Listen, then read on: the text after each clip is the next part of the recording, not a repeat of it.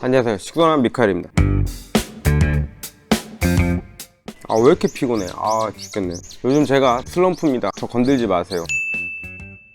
이번 편, 기공을 알면 식물을 남들보다 잘 키울 수 있다. 혹하지 않습니까? 정말 중요한 부분이에요.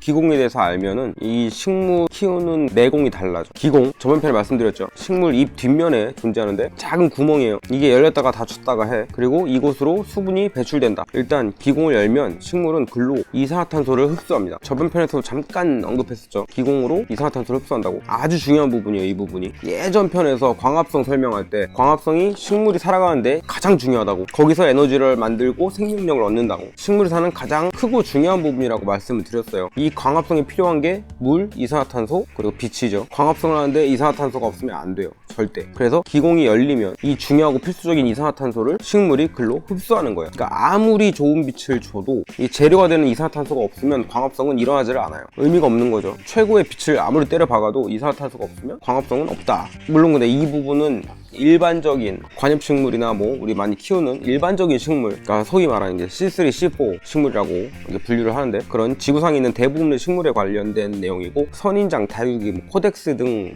이제 걔네들 이제 캠식물이라고 하는데, CAM 캠식물은 조금 달라요. 그래서 캠식물에 관련된 이산화탄소 흡수나 이런 거는 다음에 코덱스 편으로, 캠식물 편으로 제대로 한번 다룰게요. 오늘은 일단 일반적인 식물의 메커니즘을 이야기하는 날이라 이것도 참고로 알고 계셔야 돼. 기본을 알고 있어야 거기에 다음에 이제 캠은 어떻게 다른지, C3, C4가 어떻게 이제 더 디테일하게 달라지는지를 알 수 있으니까, 일단은 관엽이나 일반적인 대부분의 식물에 관련된 메커니즘입니다. 어쨌건 기공을 열어서 이산화탄소를 흡수한다. 두 번째, 기공을 열면 뭐가 좋냐? 영양소를 흡수한다. 그러니까 기공으로 우리 연면시비하죠. 연면시비할 때 잎에 연면시비 말 그대로 비료를 잎에다가 뿌려주는 걸 연면시비라고 하는데, 연면시비할 때 그 비료를 흡수하는 게 식물 잎의 윗면이 아니에요. 아랫면, 뒷면, 기공. 그 기공을 통해서 흡수하는 거예요. 그러니까는 연면시비 한다고 맨날 위에다가 뿌리는 분들이 있는데, 밑에서 뿌려줘야겠죠. 밑에서 기공 쪽으로 뿌려줘야 식물이 흡수를 잘합니다. 그리고 연면시비를 또 특히 연면시비가 효율적으로 잘 일어나게 하는 팁이 있는데, 그것도 다음에 한번 또 다뤄야겠다. 그냥 뿌린다고 되는 게 아니에요. 여튼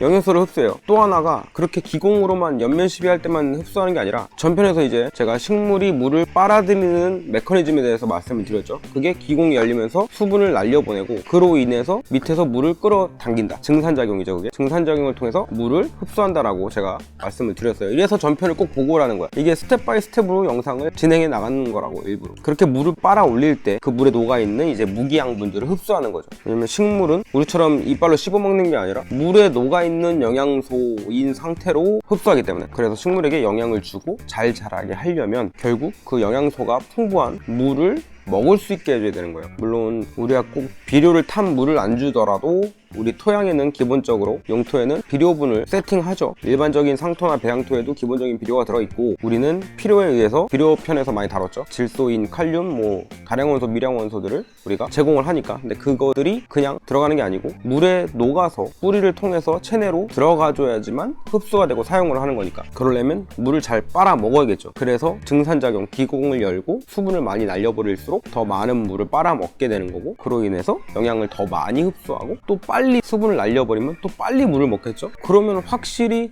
그 물에 들어있는 비료량은 비슷하지만 이 식물이 그 비료를 훨씬 더 잘 먹겠죠. 영양을. 때문에 기공이 열리면 식물은 영양을 더 많이 흡수할 수 있고 더 잘 자란다. 반대로 물 흡수를 많이 안 하면 이 식물은 영양소를 많이 못 빨아먹는다. 그래서 물을 잘 줘야 되고 또 물을 빨리 날려야 되는 거예요. 근데 그 물을 가끔은 이 환기에 대해서도 다음에 한번 디테일하게 다룰 건데, 이 기공이나 이런 증산작용 등등을 다루고 넘어가야 되는 부분이라. 근데 기본적으로 그냥 잠깐 말하자면, 그냥 서큘레이터를 식물한테 뿌려주는 분들이 있어. 그러면은 화분 용토가 빨리 말라서 좋대. 용토가 빨리 마르고 물을 빨리 주는 건 그냥 젖었다 말렸다지 그게 의미가 있는 게 아니에요. 우리가 의미 있게 식물의 수분을 컨트롤 하려면은 증산작용을 통해서 접근을 해야지, 단순히 서큘레이터 바람으로 흙 표면을 말린다고 과습을 안 걸리게 하고 식물에게 물을 더 자주 주고 이런 의미가 아닙니다. 딱 저번 편이랑 이번 편만 들으셔도 어느 정도 메커니즘 이해가 되시죠? 그래서 우리가 서큘레이터나 통풍에 대해서 식물에게 적용할 때는 단지 화분에다가 바람을 쐬는 게 아니에요.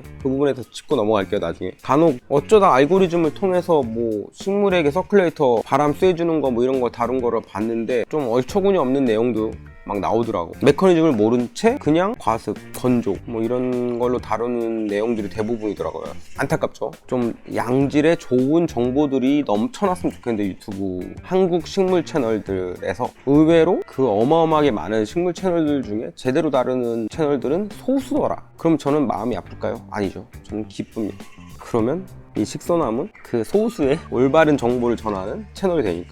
못됐죠? 뭐 어떻게? 나만 살자고 하는 세상인데.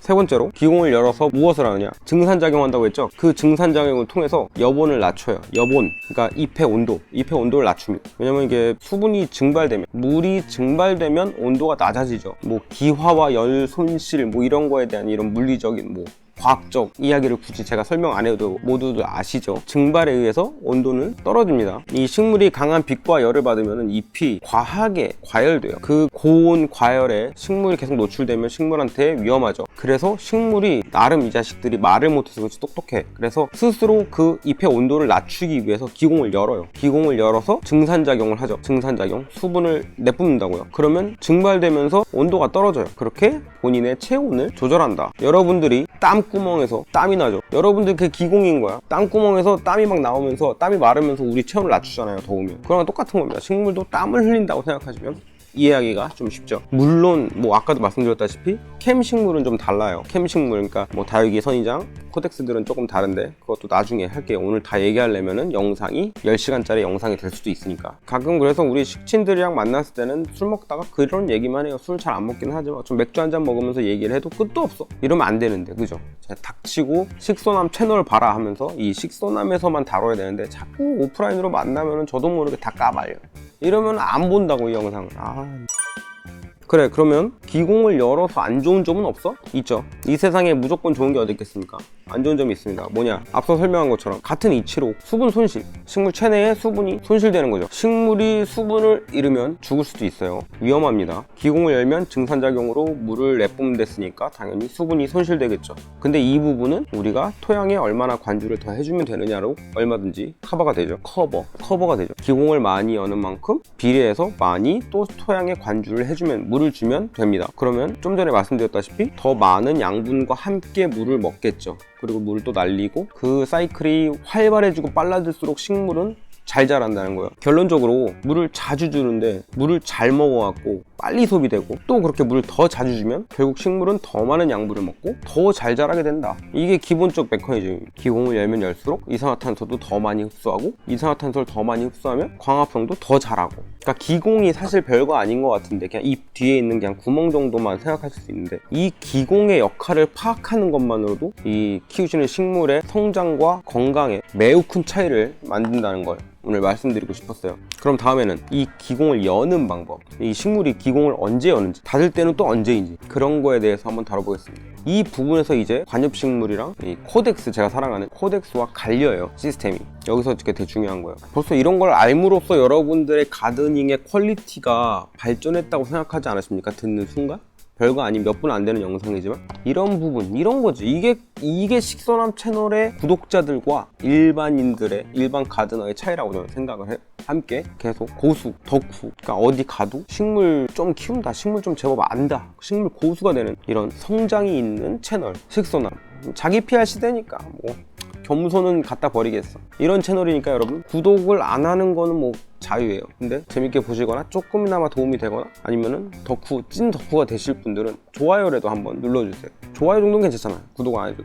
부탁드릴게요. 그러면 다음번에 또 양질의 그나마 도움이 될 수 있는 정보로 찾아오겠습니다. 안녕히 계세요.